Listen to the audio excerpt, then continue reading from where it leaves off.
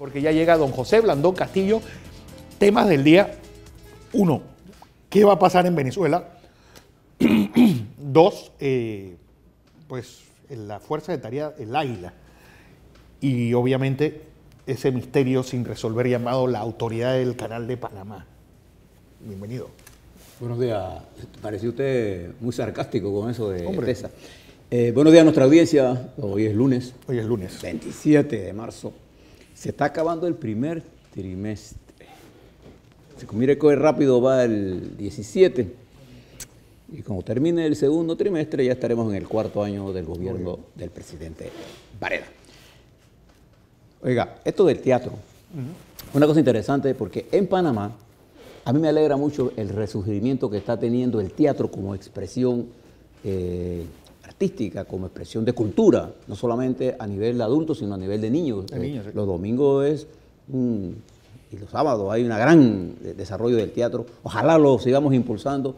En ese sentido, la Alcaldía de Panamá ha hecho un gran trabajo y creo que eso es importante, porque el teatro, históricamente, ha jugado un papel importante en la expresión de las necesidades de la gente. Usted recuerda en España cuando Franco, el teatro político era la forma de los gobiernos de protestar contra el franquismo. Y decían que para poder evitar a los censores, lo que hacían los escritores de teatro era llenar los libretos de escenas de sexo. Así que el censor se iba y quitaba escenas de sexo y quedaba lo medular, que era la parte, el mensaje político que uno quería dar. Para que usted vea lo que es el papel del teatro. Un pueblo sin cultura. Bueno, a ponerlo al revés. Nadie puede transformar una sociedad si no desarrolla la cultura. Cuando llevo todos estos ejemplos de querer enfrentar la delincuencia con armas y se olvidan que el principal instrumento para la transformación de una persona Es la cultura. es la cultura. Ustedes lo entendieron bien cuando crearon, por ejemplo, los juglares de la revolución. ¿Sabes? La gente se comprometió o recibieron un mensaje por varios puntos distintos. Es más, sin la participación de nuestros artistas, nuestros cantores, nuestros poetas y poetisas, nuestros escritores, nuestros intelectuales, la recuperación del canal jamás hubiera sido posible. Porque el mensaje a través de este importante sector de la sociedad es el que realmente apela a la conciencia. Y por eso en nuestro país el clientelismo ha progresado enormemente, porque es la forma, digamos, de vulgarizar la captación del esfuerzo colectivo hacia ideas muy particulares y perentorias y sin objetivos estratégicos. Entonces, cuando nosotros disminuimos la calidad de la educación, la calidad de la cultura que le damos a nuestro pueblo, disminuimos la participación del sector intelectual, del sector creativo, entonces le estamos haciendo un daño estructural al país. Y esa es la importancia de la cultura. Les reitero, si un gobierno de verdad quiere transformar una nación, la primera prioridad tendrá que ser la educación y la cultura. Debemos ponerlo al día, Fernando, a toda nuestra audiencia. Vamos a los temas que usted ha atacado para el problema nacional. Pero ¿qué está pasando en el mundo en este momento? Bueno, el viernes, nuestro amigo presidente de los Estados Unidos, Donald Trump, recibió una dosis de realismo político.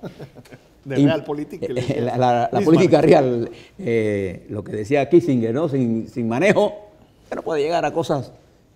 Él pensó que estaba frente a una junta directiva de una empresa. Y la orden es esto, se aprueba y se acabó, no hay discusión. Bueno, su propio partido, porque él no hizo lobby con el Partido Demócrata, se concentró en el Partido Republicano, él y el señor Ryan, jefe, el speaker de la Cámara de Representantes, en captar el voto republicano.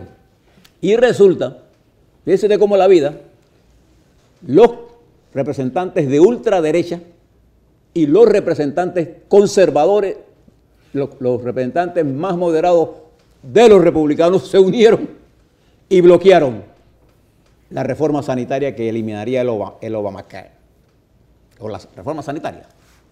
Entonces, se produce la primera derrota estratégica del presidente y él, en su primera intervención, responsabiliza al Partido Demócrata.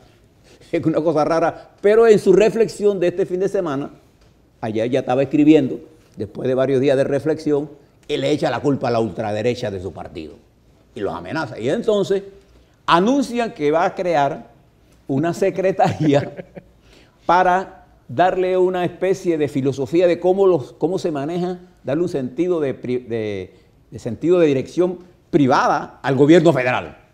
Mire qué tamaña locura. Sí, hacer que los funcionarios federales piensen como hombres de negocio. Mire, ¿para dónde va el señor Trump? Pero ahora tiene un problema. Necesita meter la reforma fiscal, pero sin la reforma sanitaria, que era parte de esa reforma de sacar un montón de dinero, ahora sin esa, su reforma fiscal va a tener que ser otro tipo de reforma fiscal, menos fuerte. De manera que el señor Trump, en sus primeros 100 días, está recibiendo una dosis de pragmatismo. Y fíjese lo que le ha pasado. En 67 días de mandato, con los pinchazos telefónicos y las acusaciones a Obama y su posible relación de su comando electoral con Putin, ha perdido una importante credibilidad ante la opinión pública norteamericana. Y con el fallo el viernes ha perdido la capacidad de gobernar. Son dos cosas importantes, credibilidad y capacidad, porque él se vendía como el gran negociador. Entonces, ¿qué negoció? ¿Qué negoció y perdió?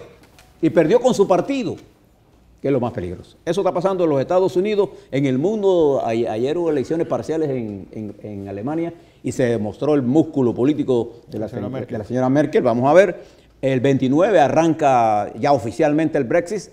Hay protestas en el mundo, en Rusia, ¿cómo se llama, Guillermo? En Brasil. Hay protestas en todos lados, por diferentes razones. La corrupción es un tema universal. Así está el mundo. Veamos un poco aquí en Panamá, Fernando. Me llamó mucho la atención, le di mucho seguimiento a lo que sucedió en la asamblea con la autoridad de los servicios, con la autoridad del Canal de Panamá. Con la presencia del presidente de la Junta Directiva y del subdirector, porque el director no asistió a este llamamiento, a esta comparecencia ante la Comisión de Transporte de la Asamblea Nacional, se dio un debate duro.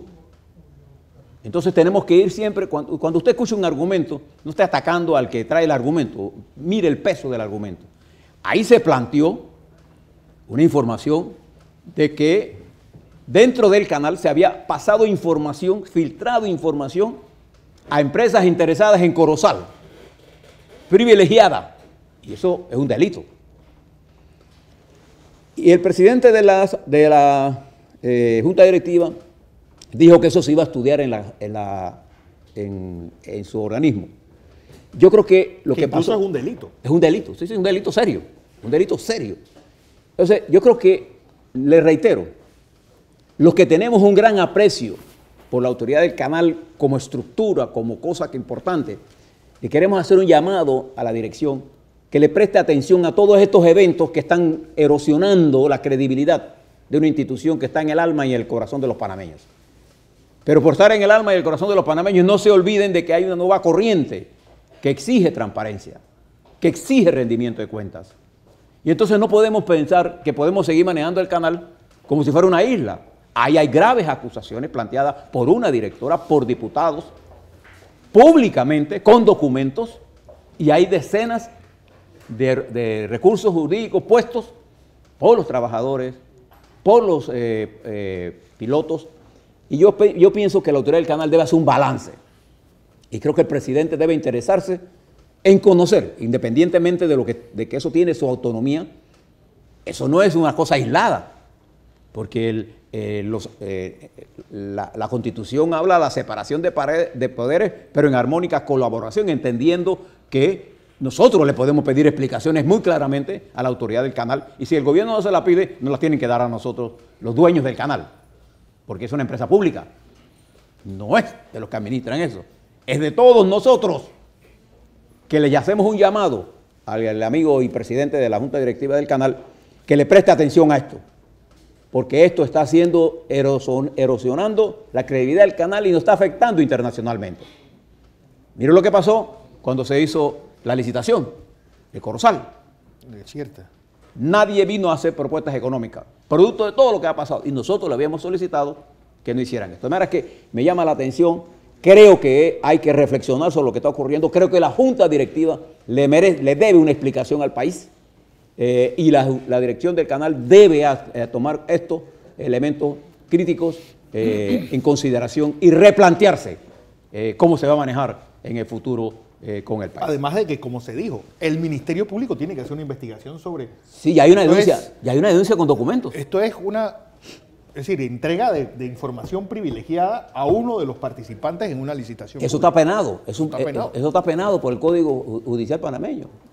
Bien, veamos ahora el caso que ha llamado la atención a todo el mundo, es la famosa fuerza esta élite. Águila. Águila. Yo creo que... Dentro de la policía, y antes que me gustaría añadir esto, se dice que son fuerzas leales al presidente. Sí, estamos desarmando totalmente los estamentos de seguridad para crear una especie de guardia pretoriana que responderá solamente al presidente más que a sus oficiales. Sí, yo cuando escuché el nombramiento de esta fuerza y por, digamos, mi experiencia bregando con la Guardia Nacional y después con las Fuerzas de Defensa y viendo cómo se maneja todo el esquema de seguridad, a mí me asaltó muchas preocupaciones. Cuando tú creas una fuerza de esta magnitud, con la capacidad de intervenir de esa forma como la quieren poner, está propiciando, en realidad... El terrorismo de Estado. Más que eso, está propiciando la creación de una superestructura que en aras de querer asegurarnos la seguridad puede violar la ley.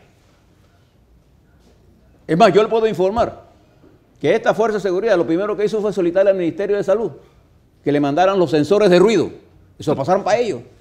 Señores, es la responsabilidad del Ministerio de Salud, no de esa fuerza élite, controlar el ruido. Mire por dónde va esto. Porque cuando tú le quieres dar poderes excesivos, y coincido con el planteamiento que hizo Rubén Darío Paredes, el general retirado, en el sentido que incluso esta fuerza puede tener privilegios que lo que hacen es debilitar la estructura. Y yo más veo un enfoque policíaco muy reducido del problema que hay con la seguridad en el país. Una política de seguridad integral requiere primero que nada de un sistema judicial con la capacidad y certeza de que va a haber castigo. ¿Usted sabe quiénes se están riendo de todo el sistema judicial nuestro? Los delincuentes. Porque cuando el sistema judicial no funciona y el nuestro no está funcionando, los primeros beneficiarios es el crimen organizado. Y el crimen organizado ha penetrado los servicios de seguridad y los servicios y el sistema judicial. Si no, miren las informaciones que han salido en los Estados Unidos. Gran parte del problema que tienen los Estados Unidos en compartir información con Panamá es la falta de confianza que tienen nuestros organismos de seguridad. Y eso pasa cuando la justicia no tiene la consistencia en la columna vertebral para perseguir el delito y se convierte en un instrumento de la contienda política, porque se debilita. Bueno, ahí está el caso del somalí ese que pasó. No, hay muchos casos. Por Panamá. Podemos mencionar muchos casos.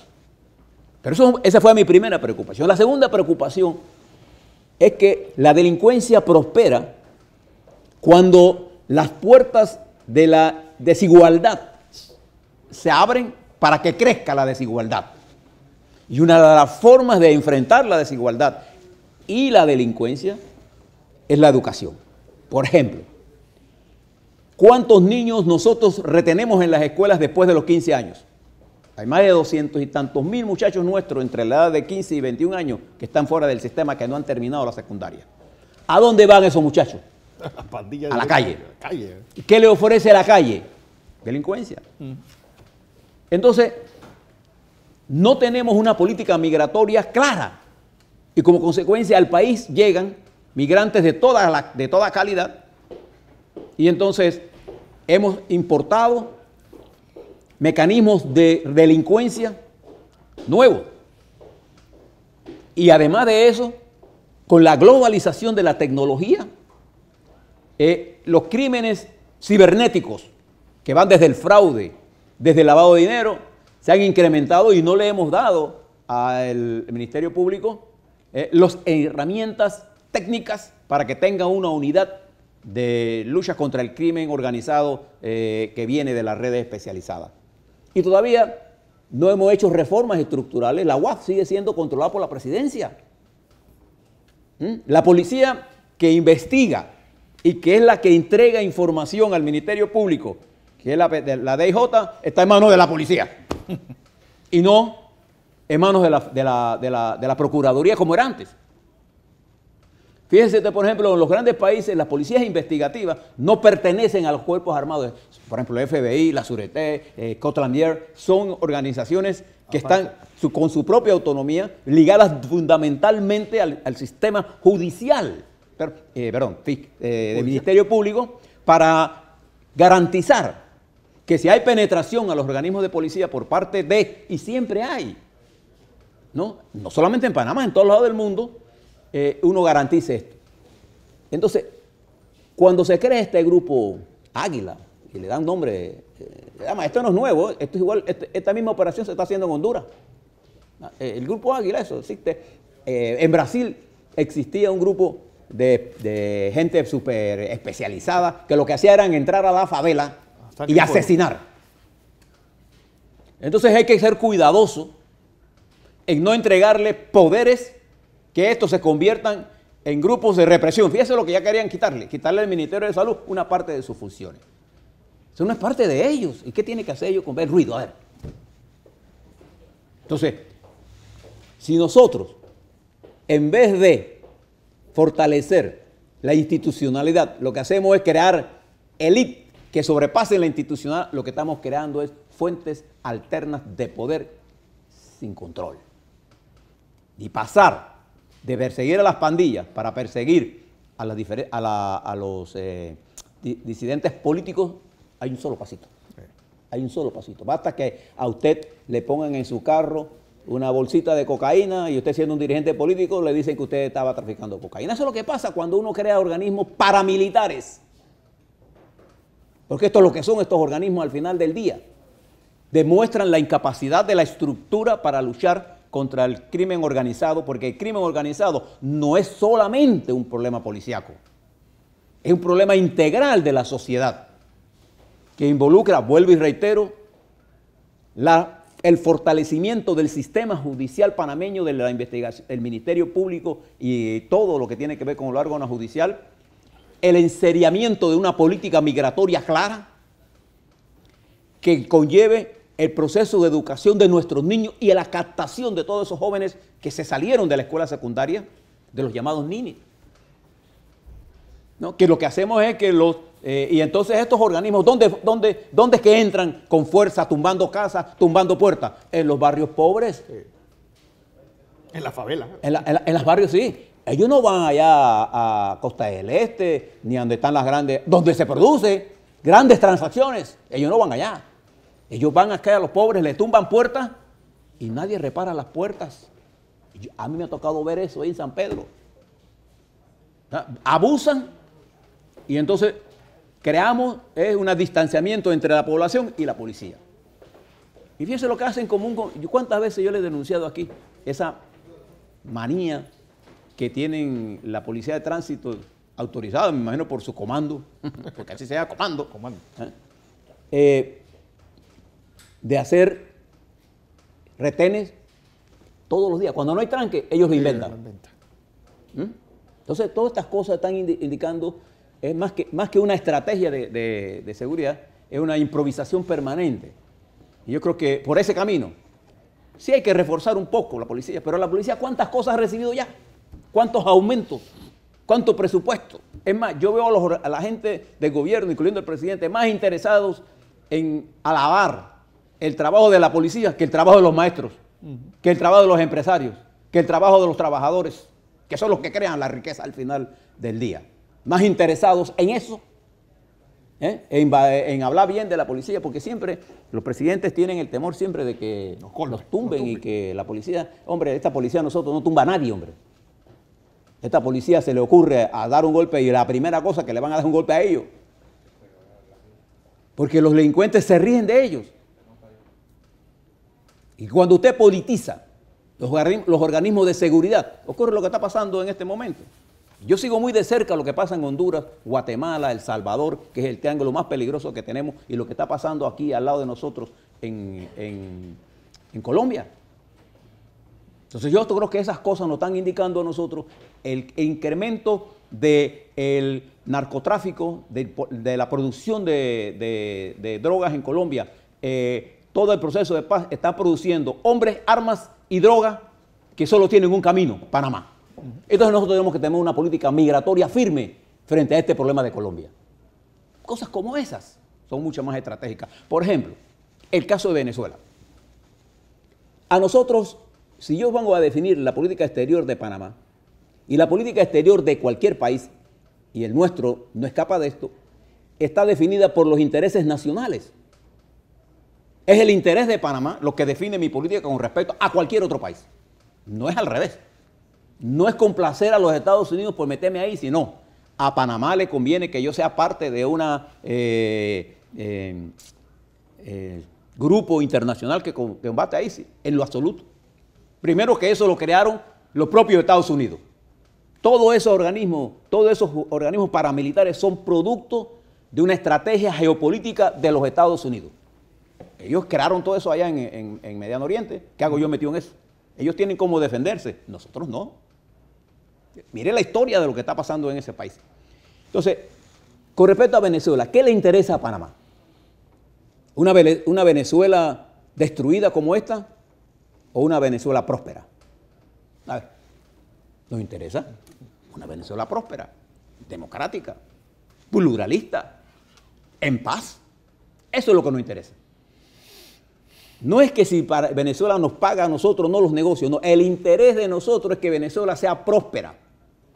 Como consecuencia, Panamá tiene que definir su política exterior para ayudar al pueblo de Venezuela a que en forma autónoma defina su futuro, haciendo todos los esfuerzos diplomáticos por lograr la paz y el entendimiento entre las fuerzas en conflicto allí y el retorno a una amplia y verdadera democracia en ese país.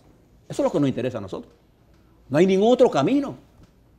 No es si ellos nos van a pagar o no nos van a pagar. Venezuela no tiene capacidad de pagarnos nada a nosotros. Es triste. Sí. Venezuela hoy es más pobre que hace 20 años.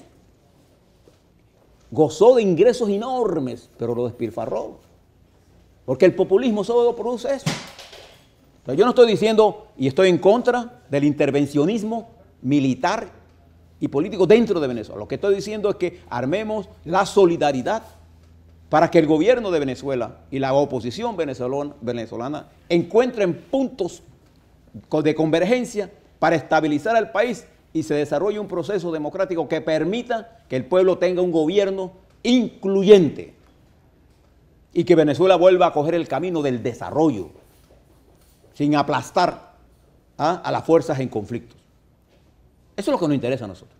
No veo ningún otro camino. Y finalmente, yo quisiera tocarles un punto que ayer sigue siendo y va a seguir siendo objeto de nuestra discusión, el problema eléctrico. Usted dijo que había que pagar cuánto. Ya nosotros cumplimos. El Día de la Tierra. Bien. Les reitero, al día de hoy, nuestro sistema eléctrico sigue siendo igual de frágil. Aunque nosotros resolvamos, y lo vamos a resolver, no tenga la menor duda de eso, los problemas en la subestación Panamá, todos los problemas que hay, los vamos a resolver. Tenemos un problema de que no tenemos suficiente línea de transmisión para toda la energía que viene. De manera que, aunque resolvamos eso, todo nuestro sistema de subestaciones carece de un sistema de mantenimiento. Carece. Si no, haga una inspección para que vea. Y la línea 3 de transmisión está retrasada por la incapacidad de la dirección que acaba de salir. Bueno, el director salió. No sé si los que están ahí van a darse cuenta. Y hoy aparece, mañana le tengo un informe completo sobre la línea de transmisión, porque hoy aparece una información en el periódico La Prensa que trata de justificar el atraso. Pero la responsabilidad de esto es de la actual dirección que se acaba de ir. No sé si el que la reemplaza entenderá lo que está ocurriendo. Bueno, es alguien que viene del IRRE y tengo entendido que siempre ha sido alguien relacionado al mercado eléctrico. Sí, y yo creo que, pero ahí necesitamos el aporte de todos nuestros muchachos. Nosotros tenemos excelentes ingenieros eléctricos. Nosotros tenemos, por ejemplo, a René Rivera, a Víctor Urrutia, a Bárcena, a muchos ingenieros nuestros, al Gandona, a Carlos Mann, que tienen conocimiento de esto. Tenemos muchos profesionales que trabajaron en ese sector que pueden ayudar a resolver ese problema. Y creo que lo harían gustosamente. ¿Sí? Creo que hay que hacer un gran esfuerzo. Pero también me llama la atención ahora la posición cómoda del director de la ASEP, que ayer decía que como ente regulatorio tiene que velar por las normas eso lo dice la ley, señor director. Usted no le presentó a este país ninguna información de lo que estaba ocurriendo allí. Yo nada más quiero solicitarle públicamente. Mándenos aquí a ANEX los estados financieros de ETESA para nosotros hacer un análisis financiero de lo que pasa en ETESA. Año 15 y año 16. Mándenos. Mándenos el informe de mantenimiento que se ha programado para toda la red. Y mándanos el informe de los atrasos de la línea de transmisión. Yo tengo aquí un informe que he preparado minuciosamente sobre la línea de transmisión, señor director, de la Autoridad de los Servicios Públicos. Y le hago un reto público para que hagamos un debate serio sobre esto. Y de una vez por todas, comencemos a tener una autoridad de los servicios públicos que haga lo que tiene que hacer. El papel de regulador en el marco de la ley y la Constitución. Entonces ahora es muy fácil decir, vamos a hacer un estudio, vamos a hacer un audito técnico, pero si es que eso es lo que tiene que hacer por mandato. No solamente a la empresa TESA, sino también a las generadoras y también a la regulada, que son las empresas de distribución. Y también dar una explicación de todo el sistema de adjudicación que se han dado, ¿no?, frente a las concesiones eléctricas. Eso es lo que queremos saber. ¿Cuál es el plan de expansión? Ayer señalaba que sí, que nosotros estamos bien y que no será hasta el 22. Cualquiera persona que sepa un poquito de planeación del sistema eléctrico sabe que las decisiones que no tomamos hoy 17, no resolverán el problema del 28, porque uno no va a un Novi o a un Dewey Center a comprar, a comprar 300 megawatts de potencia que necesito para mañana. No. Esos son proyectos que se desarrollan en un periodo de 4, 5 y 6 años. Y entonces, ¿quién es el responsable de eso? Entonces, es por eso. Y le digo que nosotros tenemos capacidad humana en términos de ingeniería eléctrica suficiente, con experiencia, para resolver este problema. Pero tenemos que buscar a los hombres y mujeres como el mejor talento. Y debemos definir de una vez por todas que la Autoridad de los Servicios Públicos es un ente regulatorio y como consecuencia no puede estar sujeto a las influencias de los patrones políticos o los dueños de que impuso a alguien ahí o a los capricios de los intereses económicos de nadie. ¿Por qué? Porque él es el ente regulador, él es el que tiene que jugar justo tanto para los que prestan el servicio como para los que recibimos el servicio. Y hoy nosotros estamos recibiendo un servicio de baja, pero de baja calidad, pero además de un alto nivel de incertidumbre. Nosotros no sabemos si vamos a tener luz, nosotros no sabemos si vamos a tener fluctuaciones de voltaje, nosotros no tenemos un nivel de falta de confiabilidad, el sistema está débil. Y aunque resolvamos, y le reitero, lo vamos a resolver el problema de la subestación, con eso no resolvemos el problema de transmisión. Y después nos queda el problema de generación. Y después que estabilicemos eso, nos queda el problema de distribución, particularmente en áreas tan sensibles como Arraiján, Chorrera, Colón, el área este y las afueras de Panamá, donde en forma continua las fluctuaciones de voltaje están creando grandes problemas para los usuarios. Entonces, ¿por qué la gente no va a la CEA a protestar? Porque se ríe. Yo voy allá y me dice, bueno, usted tiene la factura. Entonces, incluso yo conozco gente humilde, que le están entregando una factura a una señora que consume $11. La factura le sale por 300. Entonces, ella va a la caja, como estos son servicios externalizados ya, no tiene dónde protestar. Usted va a cualquier súper a pagar, solo va a pagar. Si tiene que reclamar, tiene que hacer una fila. Entonces, ¿qué le dice el muchacho a esa señora? Pague. Pague. Después, señora, primero, esa factura jamás debió salir al mercado. Nunca debió salir una factura que tenga 30 veces más el costo de la base histórica de alguien. ¿Eso qué significa? Que la SEP no está haciendo los auditos de facturación que por ley tiene que hacerle a todas las empresas. Esa es la primera cosa. Segunda cosa, si usted está al día y uno de esos señores, cuando usted vaya de cualquiera de la distribuidora, le dice que usted tiene que pagar, dígale que usted dijo, que usted escuchó y que usted sabe que la ley le dice a usted, le otorga el derecho que si usted está al día, el mes corriente que usted reclama, no tiene que pagarlo. Y si ellos no le dan una respuesta, eso debería pasar automáticamente a la SEP. Y hasta que la SEP no se pronuncie, usted no tiene que pagar. Pero lo primero que debió preguntarse es, ¿por qué salió la factura así? Yo a veces me pregunto, ¿cómo sabe el gobierno que las empresas de distribución eléctrica están aplicando el subsidio que el gobierno da? ¿Cómo sabe? ¿Sobre la base de qué información técnica? Porque los auditos se hacen así, esto está programado. Va, yo nombro un especialista, la SEP va allá, entra al sistema y saca y captura todo lo que está pasando para ver el balance. ¿Ustedes han visto algún informe de eso? No. Entonces es para eso la autoridad de los servicios. Cuando se hizo la privatización, y esta privatización no se hizo por el genio aquí de nadie, sino se hizo por un mandato de lo que se llamó el Consenso de Washington, cuyo objetivo era quitarle todos los recursos energéticos y de agua a los países para que pasaran a las transnacionales. Ese fue el objetivo de la privatización. Por eso que ha surgido tanto el populismo, porque la globalización fue tan mala para todos los países, incluyendo para los globalizados, como es el caso del señor Trump en los Estados Unidos. Yo comparto con el señor Trump su preocupación sobre el daño que la globalización le hizo a la clase obrera norteamericana. Yo comparto ese criterio. Pero nosotros fuimos privatizados aquí sobre la teoría que íbamos a tener un servicio más eficiente, más barato y más confiable. Ninguna de las tres tenemos. Como resultado, ¿qué es lo que quiere decir? Que la privatización fue un fracaso. Entonces ahora tenemos que reponer esto. Y reitero, tenemos excelente talento en este país, en el campo eléctrico. Excelente. Así que le dejo todas estas reflexiones, porque es pensando en grande y pensando integralmente en que uno encuentra las soluciones a los problemas. Y decía Einstein, ese humilde hombre, que cuando usted tiene un problema y lo plantea bien, la mitad del problema está resuelto. Así es.